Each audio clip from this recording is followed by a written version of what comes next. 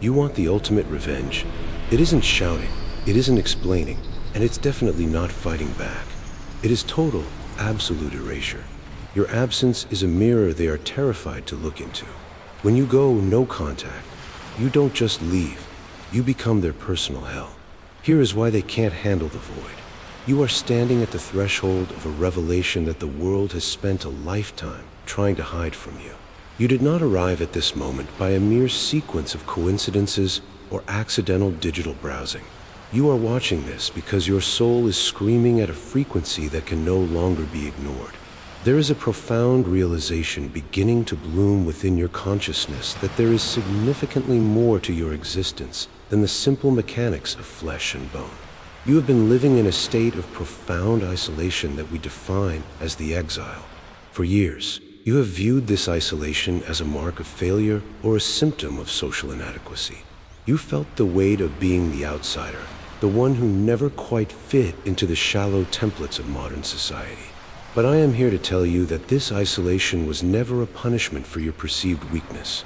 It was never a sign that you were flawed or broken.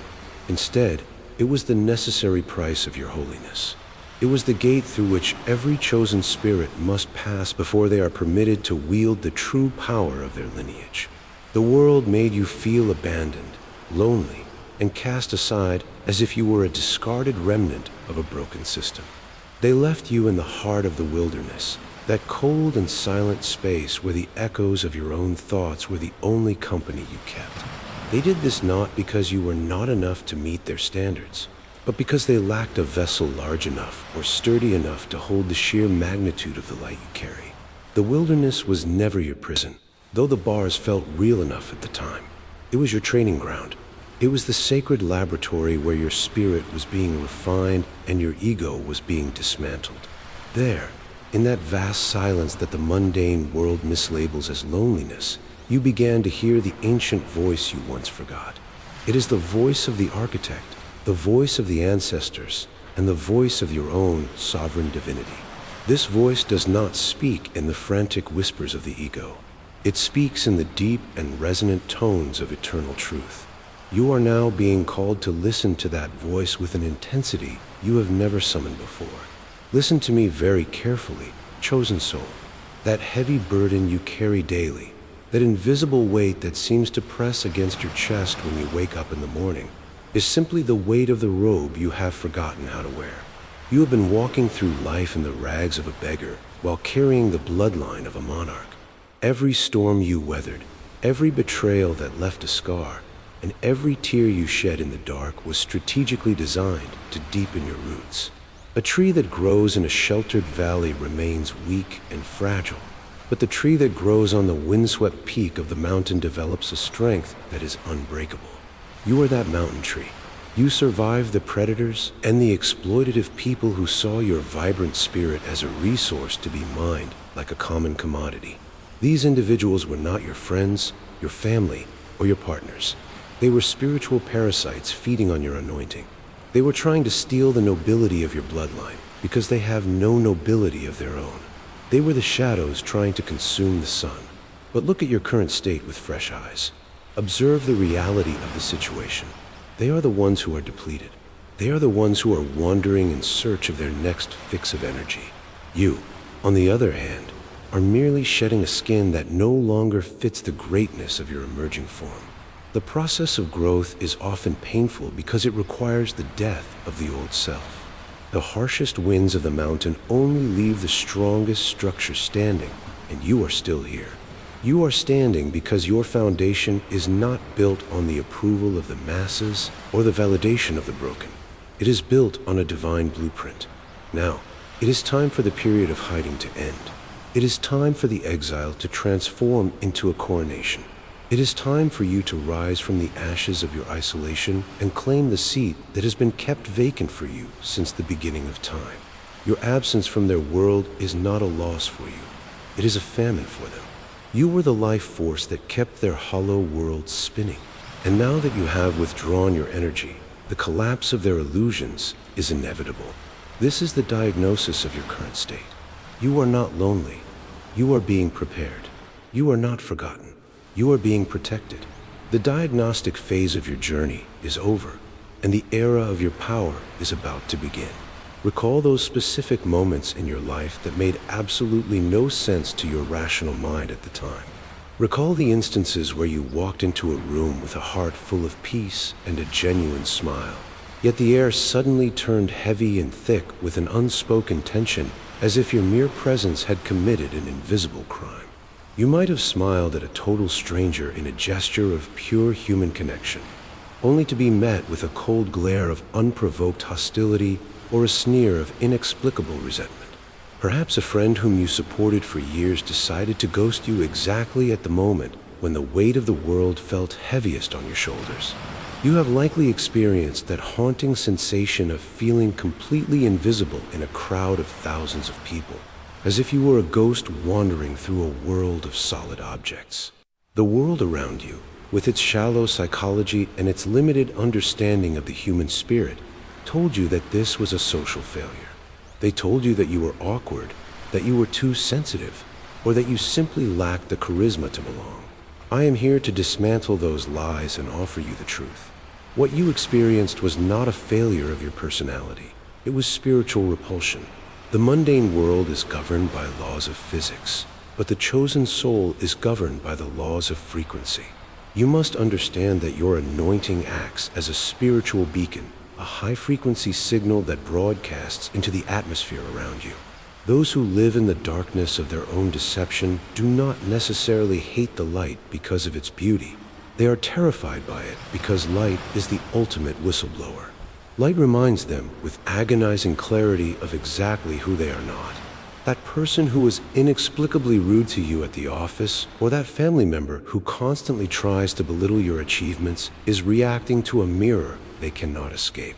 Your aura, vibrating at a frequency of authenticity and divine purpose, acted as a mirror reflecting the fraudulence they have spent decades hiding from themselves. They did not ignore you because you are small or insignificant. On the contrary, they ignored you because your light was so piercing that it began to blind the demons they have made peace with. When you walked into that room, their spirits did not just notice you. They trembled in the presence of a truth they are not yet ready to face. Your very existence is a walking threat to the web of lies they have agreed to live by to keep their fragile egos intact. Light irritates the darkness in the same way that a sudden sunrise irritates the eyes of one who has spent too long in a cave. They did not reject you as a person. They rejected the divine frequency you carry because your sanctity exposed their deep-seated misery. They are comfortable in the shadows of gossip, manipulation, and ego-driven competition. When you enter a space with an energy of integrity and spiritual depth, you disrupt the equilibrium of their dysfunction. They react with hostility because they are fighting for the survival of their illusions. This spiritual repulsion is actually a safety mechanism designed by the universe to keep you separate from that which would dilute your essence. If you had been accepted by them, you would have been integrated into their decay. Their rejection was your protection. It was the divine hand pushing you away from the toxic fumes of the mundane, so that you could breathe the rarefied air of the mountain. Stop looking at their hostility as a measure of your worth and start looking at it as a confirmation of your power. If you were like them, they would love you. If you spoke their language of scarcity and bitterness, they would welcome you with open arms. The fact that you are an outcast in the kingdom of the blind is the greatest evidence that you possess the gift of sight.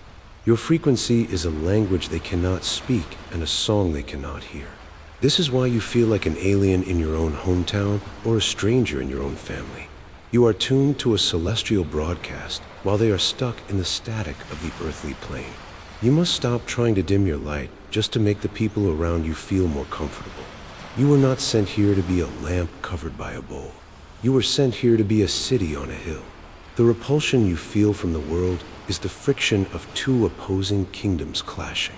Accept this friction as the heat that forges your spirit.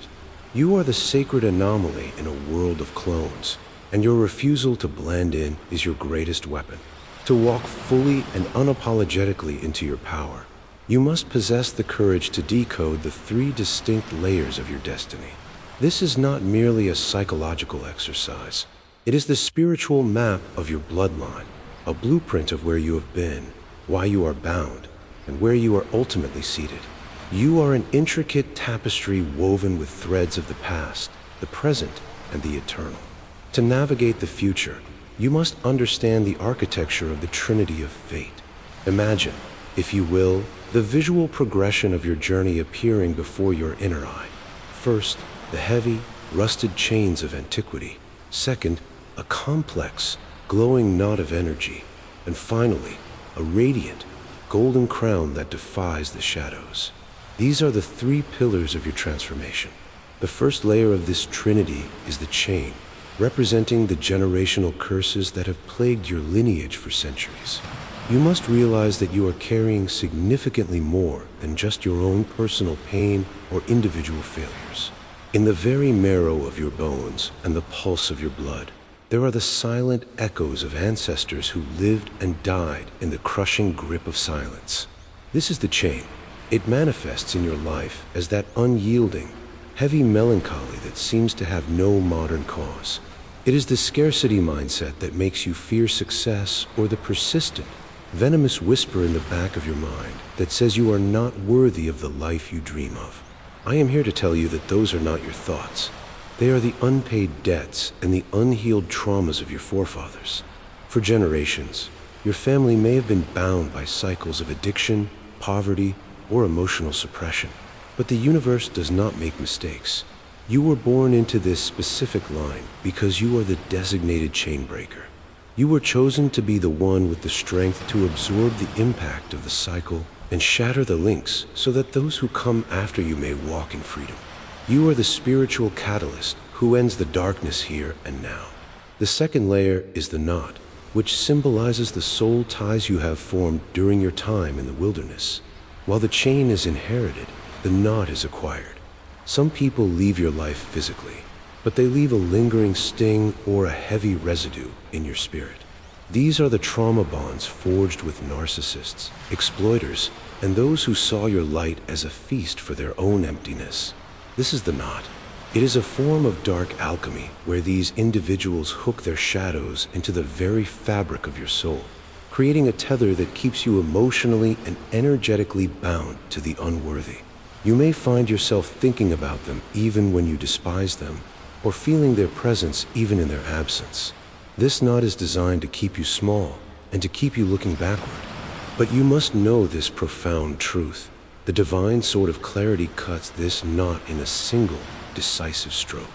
The moment you recognize the knot for what it is, a parasitic attachment rather than a genuine connection, is the moment the blade falls. You are not responsible for untangling the mess they made. You are responsible for severing the tie and reclaiming the energy they have been siphoning from your spirit. The third and final layer is the crown, which represents your birthright and your true identity. This is the ultimate destination of the chosen soul.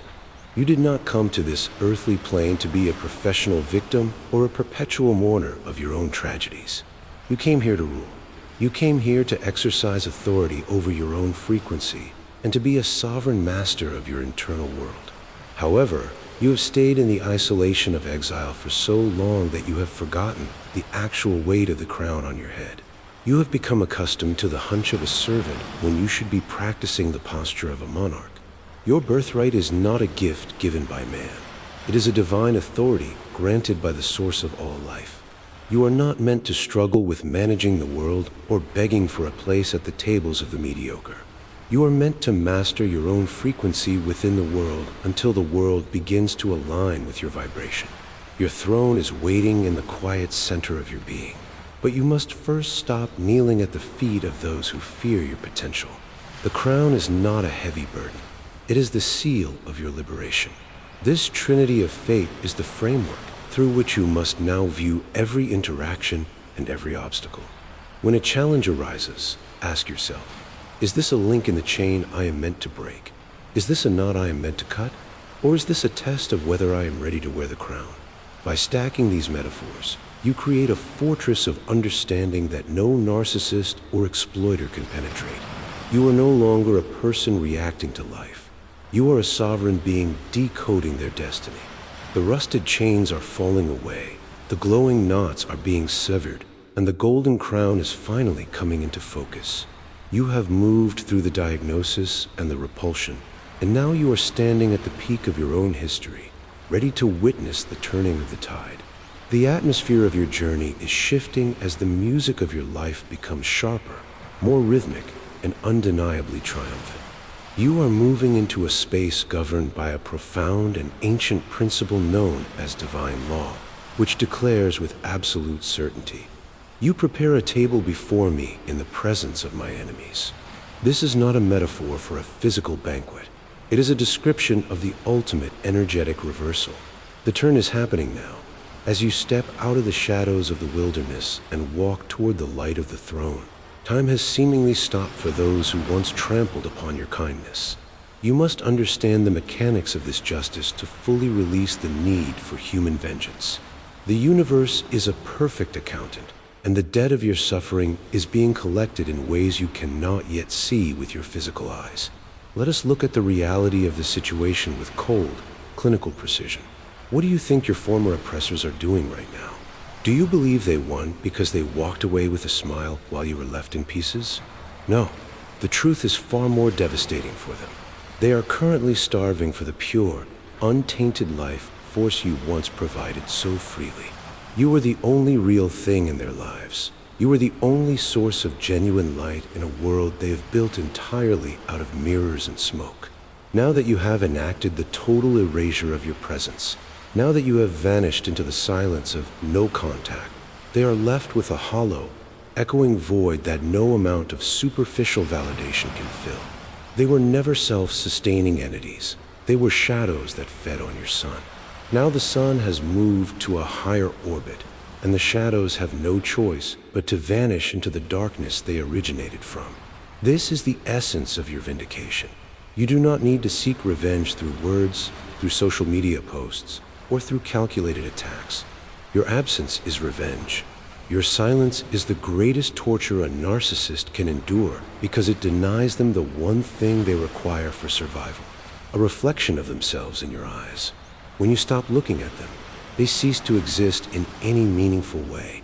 They are currently haunting a house, and that house is their own soul, which has gone cold and stagnant because you took the fire of your spirit with you when you left. While you rise toward the fulfillment of your purpose, they are left to wither in a famine of their own making. They are starving because they can no longer feast at your table of empathy, and they are discovering that without you, they are nothing more than a collection of borrowed traits and stolen moments. The preparation of the table in the presence of your enemies is a sign of divine favor. It means that the very people who tried to destroy you will be forced to witness your elevation from the sidelines. They will see you thriving, not because you are trying to show off, but because it is the natural byproduct of your alignment with the truth. You are not meant to invite them to the feast. You are meant to let them watch from the outer darkness as you claim your inheritance. This is not about cruelty. It is about the restoration of balance. You gave them your best, and they treated it as a common thing. Now, they must learn the value of what they lost by experiencing the absolute vacuum of its absence. Your silence is a wall they cannot climb and a door they cannot open. By reclaiming your energy, you have effectively sentenced them to face themselves. And for a narcissist, there is no greater hell than the company of their own empty spirit. Do not look back at the wreckage they caused. Do not check the digital windows of their lives to see if they are hurting. Trust in the law of the harvest. You have planted seeds of resilience and integrity, while they have planted seeds of manipulation and deceit. As you begin to harvest the fruits of your crown, they are harvesting the dust of their own deceptions. The table is set, the grace is spoken, and the invitation is for you alone. Your vindication is not a loud explosion. It is the quiet, steady sound of your own success and the deafening silence of your absence in their world. You have survived the perdition, and now you are the one who is being nourished by the divine.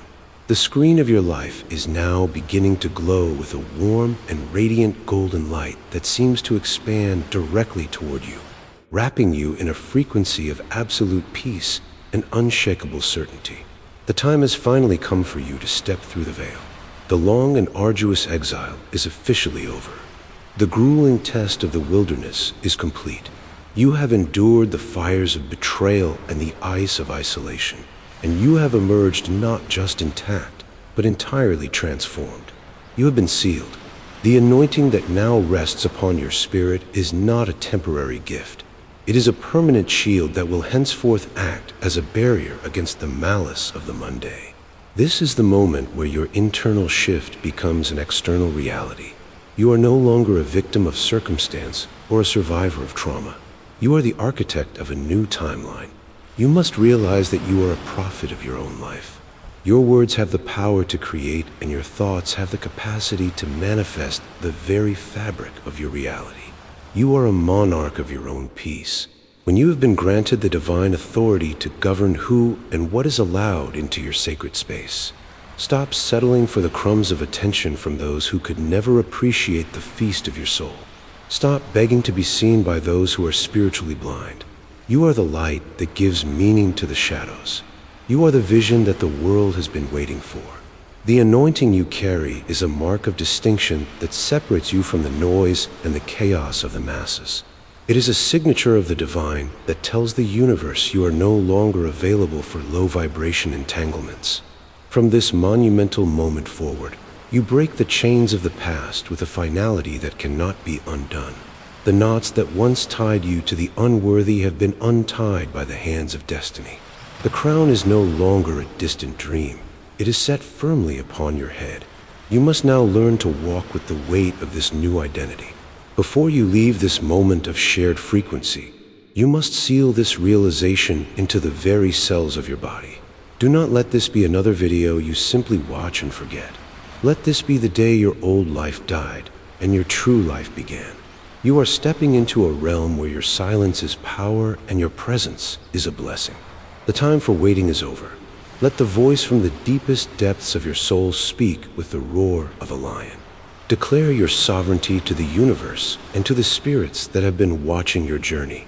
Go to the comments and write the decree that will echo through your bloodline for generations to come. Type the words, "I break the curse, I wear the crown." This is not just a digital comment or a simple sentence. It is a formal decree to the cosmos. It is the sounding of a trumpet that announces your arrival. You are no longer the person who was ghosted, the person who was exploited, or the person who was left behind in the wilderness. You are the chosen one. You have the permission to set the world on fire with your light. But remember the hierarchy of your spirit. Before you go out to change the world, you must first sit on your throne and master the kingdom within. The music swells to its final climax. The hum of eternity resonates in your heart.